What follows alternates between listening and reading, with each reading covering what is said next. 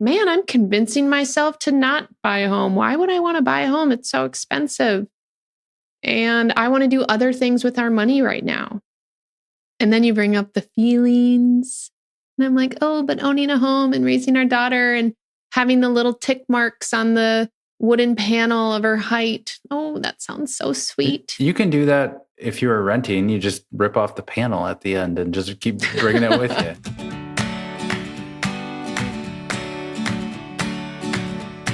Welcome to Money Dates, the podcast that makes money conversations with your partner feel a little less taboo. I'm Natalie Slagle, a certified financial planner, and I'm joined by my husband and business partner, Dan Slagle, also a certified financial planner. Say hi, Dan. Hello. In each episode, we'll share honest stories and practical tips to help you and your partner feel more connected and confident on your financial journey. So grab your drink, get comfortable, and join us for our Money Dates. Hi, Natalie.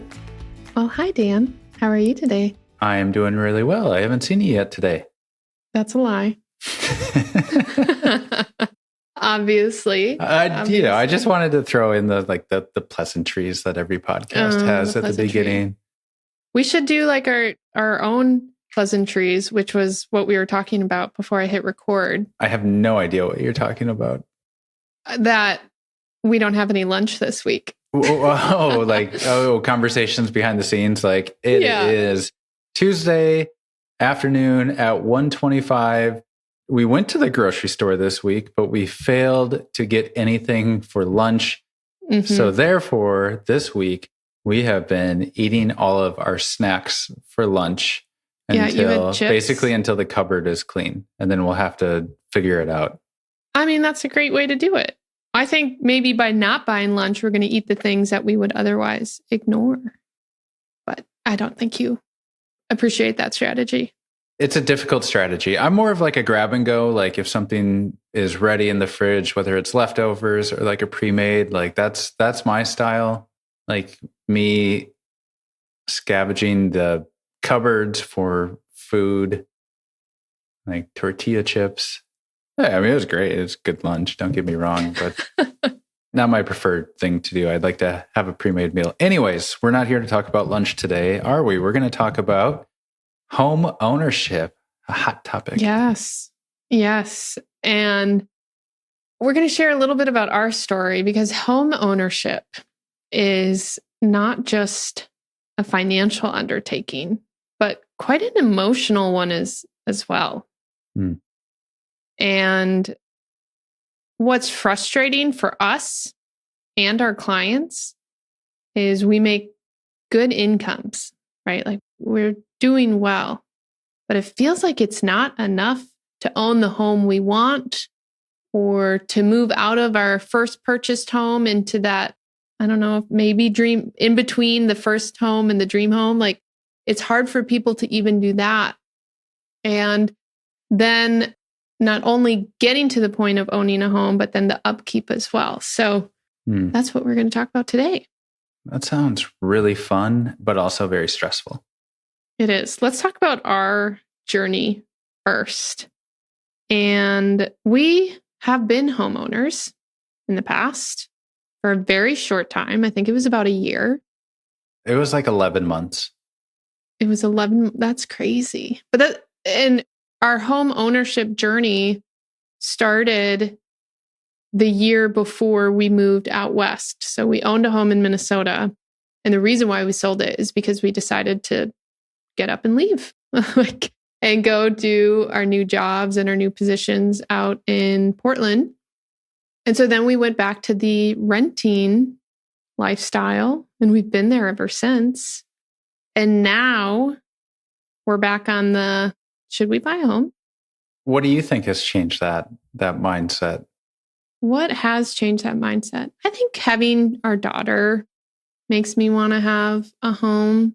And I hear this from our clients a lot too. There are clients who are renting, who have kids. And, it's kind of as cheesy as it is, it's like, I want a home to raise my child in.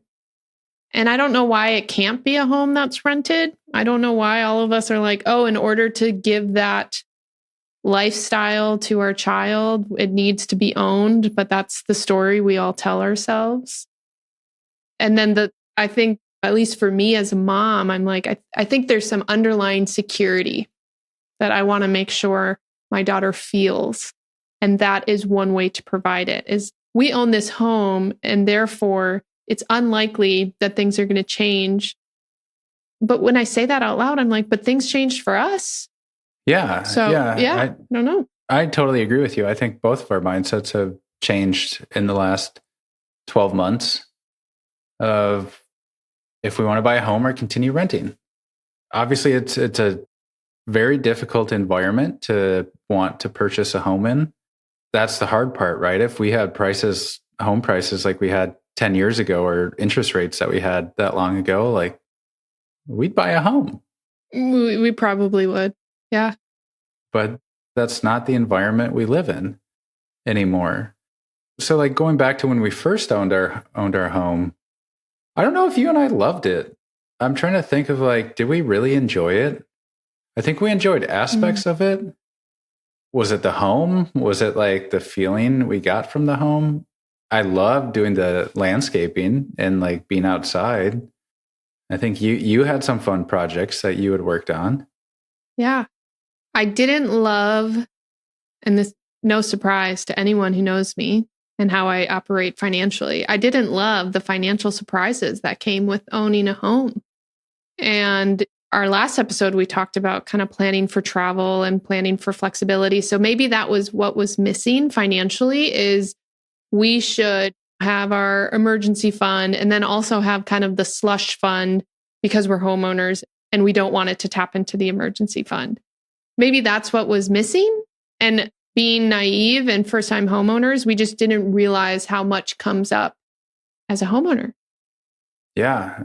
I remember one night I was in the attic for some reason. I don't know why. It's weird. And I did not keep myself on the boards up there. And I remember putting my knee right through the ceiling. And I was like, oh, right. Gosh, like right in our kitchen. Yeah. It was just like another project. And I was like, oh, got to go to the hardware store again for the 5th time this week.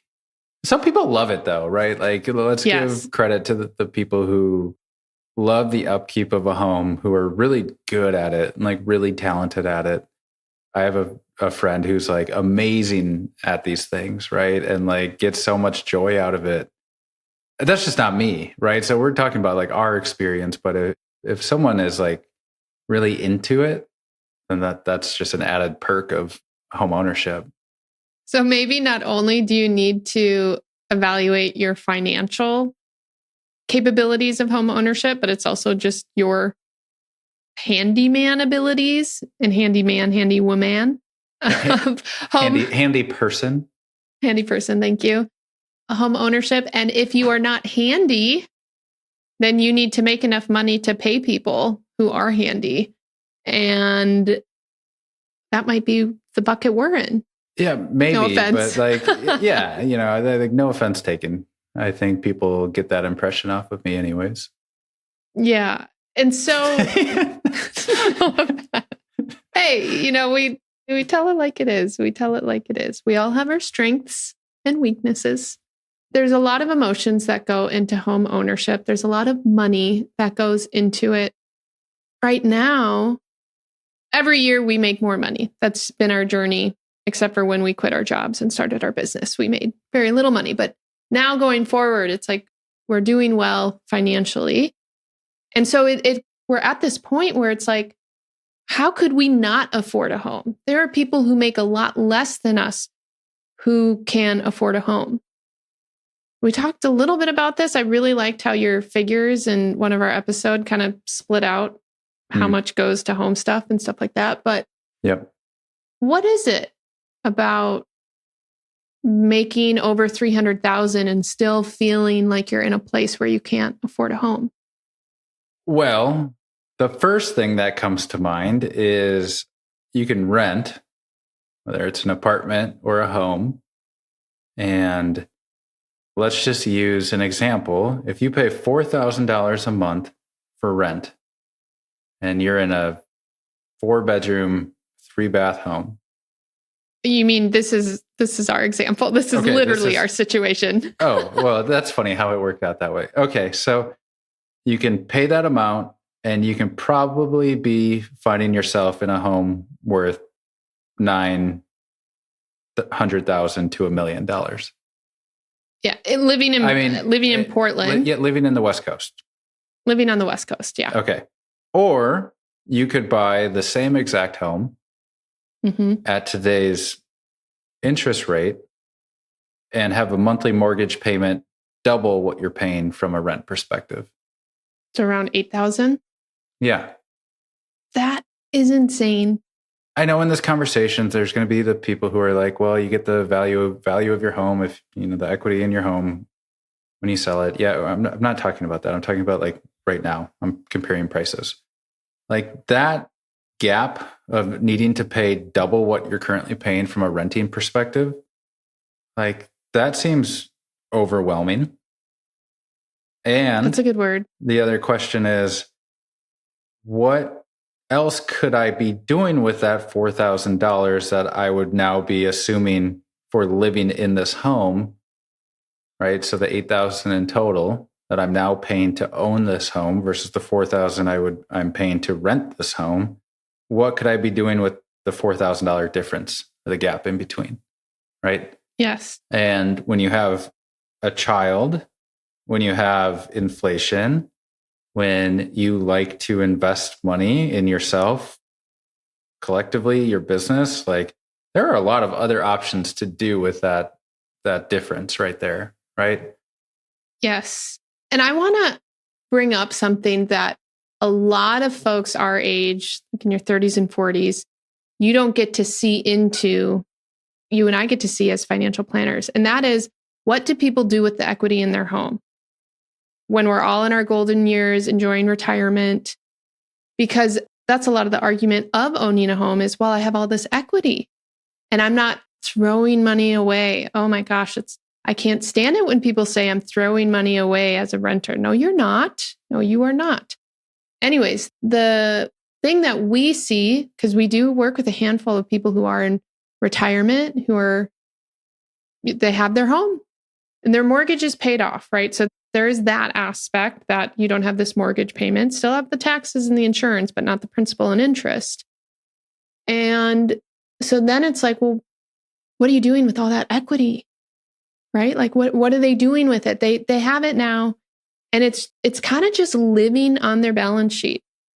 Because most of our clients, whether it's the clients like us or us in 30 years from now, they don't actually utilize that equity, right? Like our clients in their 60s and 70s aren't saying like, okay, it's time to tap into that.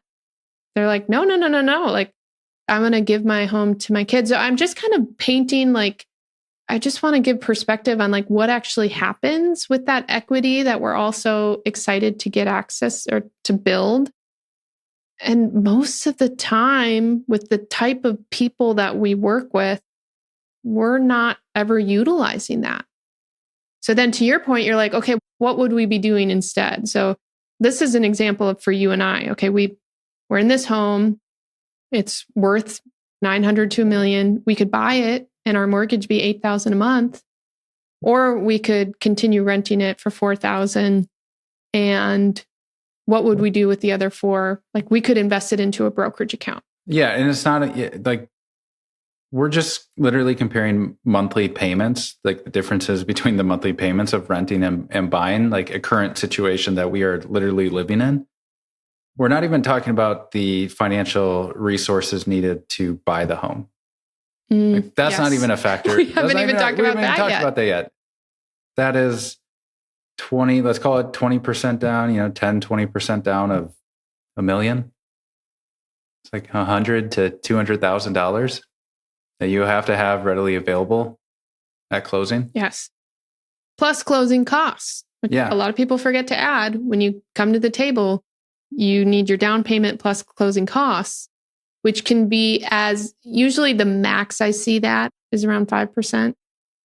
So that's another chunk of change to add, another 50,000 or whatever it might be.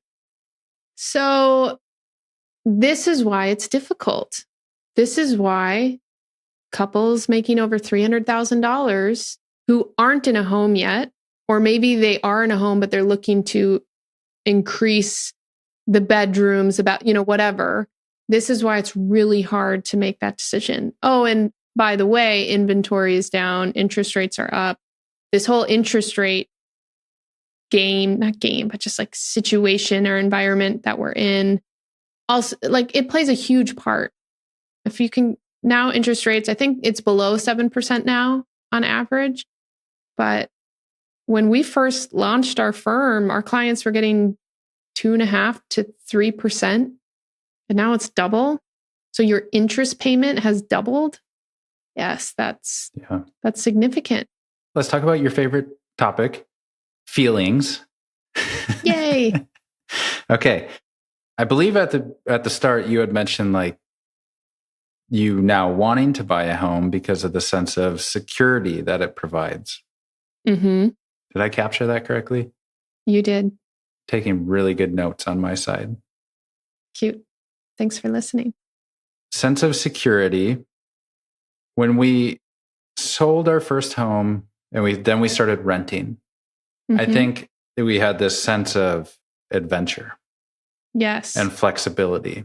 Like the feelings that renting gives you on a positive note are, for me personally, are those two things.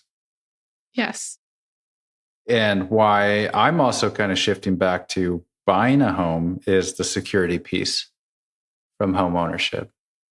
But I feel like it doesn't have to be one or the other to have those feelings, right? Like, why is it that, like, in your opinion or your thoughts, like, why does renting not feel as secure as owning the home?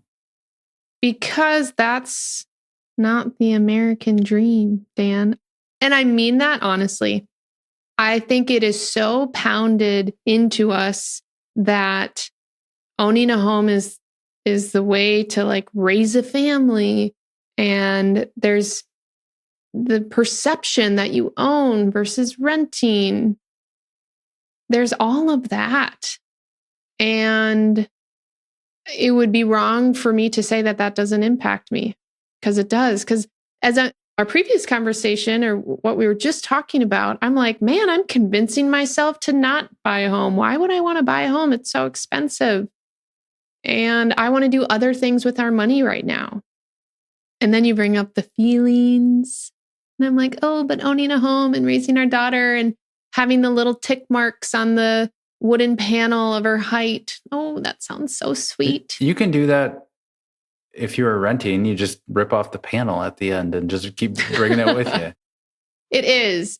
And I hate to get all mushy gushy, but all of this is tied to mushy gushiness. And that is, I want the sense of security for my child.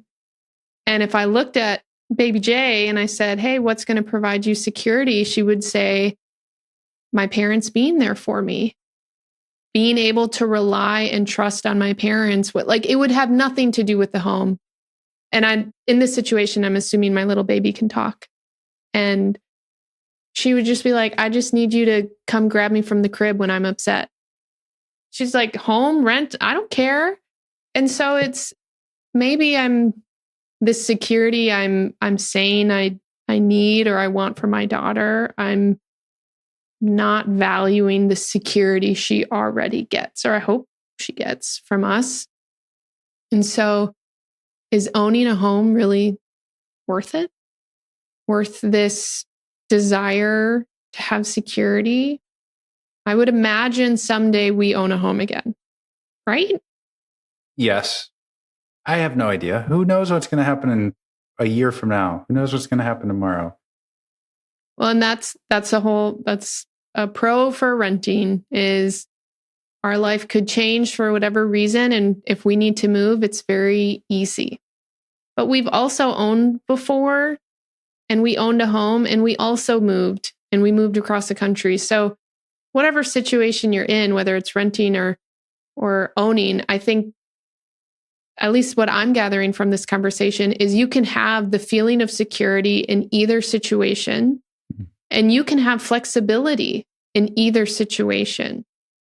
And so it really just comes down to, how do you want to live your life? I think it's more of a, maybe not more, but I do think there's more emphasis than there used to be that owning versus renting is much more than a financial discussion now. It's a, how do you want to operate? How do you want to live your life kind of thing?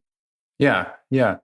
Do you feel like in order to have the flexibility that you're able to have as a renter, meaning like getting up, leaving, if something's wrong, someone else is going to take care of it. Like in order to have that similar flexibility from the home ownership side, do you need to have more financial resources to be able to like hire people to do these things for you to allow you that time? Yes, you may need more financial resources. There's some things that happen in a home where you just got to address it. Like you can't wait for the plumber to come stop the pipe that's leaking or whatever.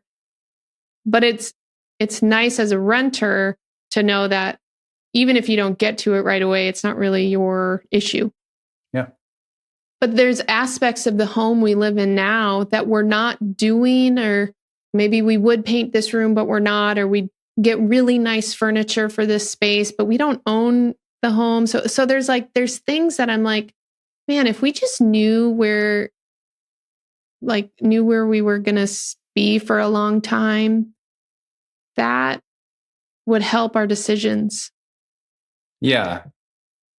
You know who has the final say in those decisions and the control of it. It's you. Like hypothetically you, not you in our relationship. Oh, I was like, I would hope that you feel like you can talk. Like, don't make it sound like. I had to get that out there. No, I was speaking I'm like wow, you're the one with that say, right? Like if you wanted to have something permanent, to be able to buy nicer furniture and like to furnish the whole place, make it your own, like you're the one who has that final say. Yes, absolutely. I do want to provide some context and some numbers. I think this would be important for people to be aware of. And that is like true affordability. Because I think there's the textbook answers and then there's just what we see from just our clients. Because I don't think textbook matches. I know that textbook doesn't match how the real world works. How the real world works. Usually doesn't. So can you talk on that a little bit, Dan? Yeah. I can talk on that for a little bit. I think where you're going with this is talking about like some of the metrics, like numbers around. Yeah. So you're a household making $300,000. Like what should you plan on for a mortgage payment or a rent payment? Yeah. The textbook answer is 28%, which if you do the math on 300,000, I think that breaks it out to a $7,000 a month payment, whether from a rent or mortgage standpoint, right? That feels like a lot. It feels like a lot. It is a lot. So 28% is like textbook, like this is the cap of where we would want you to go. There are some people who would argue like if you live in a higher cost of living area, Bay Area, New York City, those two come to mind, you could go a little higher than 28%. Like some people might argue that. Like as high as 36%. Wow. But to me, 28% is like the, again, textbook answer, like the cap. Mm-hmm. I think what we see from our clients is like 20% is what is most comfortable from like a cash flow standpoint of money coming in, expenses being paid, you're still saving, you're still having some fun money, like you still have a lot of freedom in your life.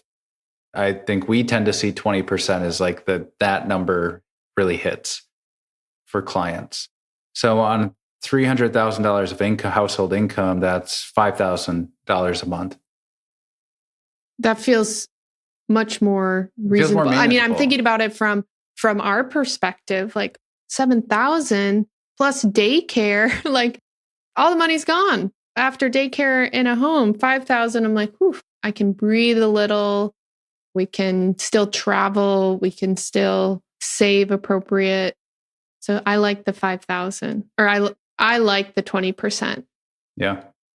And then I wanted to also map out because there's the cash flow perspective, how it impacts you from a monthly basis. And then there's the actual purchase of a home. Mm-hmm. So if we wanted to find a home with a $5,000 mortgage, what could we afford? And what's the down payment? And so these are the kind of numbers that we run all the time for our clients, because everybody's down payment is a little different. And then the cash flow perspective, what they can afford, is a little different.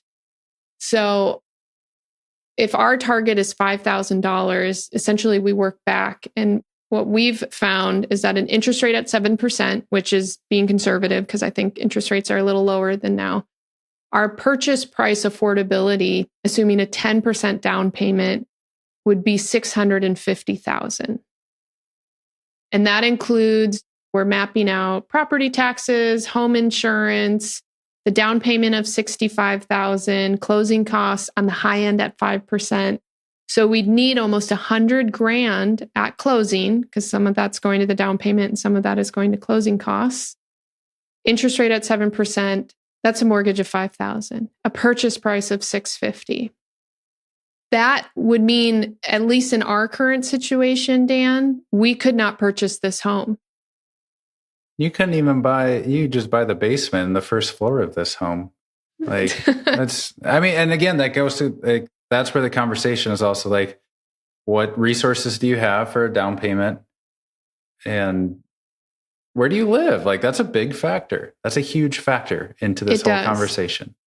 Because if we were back in Minnesota, if we were back in my hometown, a $650,000 home would be really nice. Yeah. It's just not the case here. So I think the other thing before we take off today that I think is important is that what we see from our long-term projections is that the decision between should you buy a home or should you rent doesn't make a significant difference in the long run. Because we've done this. We've run this for our clients. Hey, if you rented for the rest of your life versus if you owned a home starting next year, and it's not a significant difference. And so I think you do have to make plans in the short term of how are we going to get this down payment? How are we going to afford the mortgage payment? So there is planning in that perspective. But I think for listeners' unique situation, I'm not convinced one way or the other that one is better for financially. Yeah, I agree. So you got to do what's best for your family. And that's, I think, what you and I still need to figure out, Dan. Thanks, Natalie.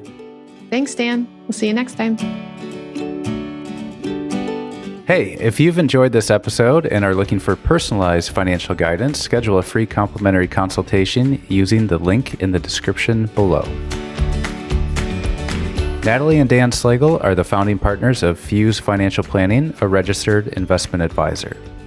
The information provided in this podcast is for informational purposes only and should not be considered investment advice or a recommendation to buy or sell any securities.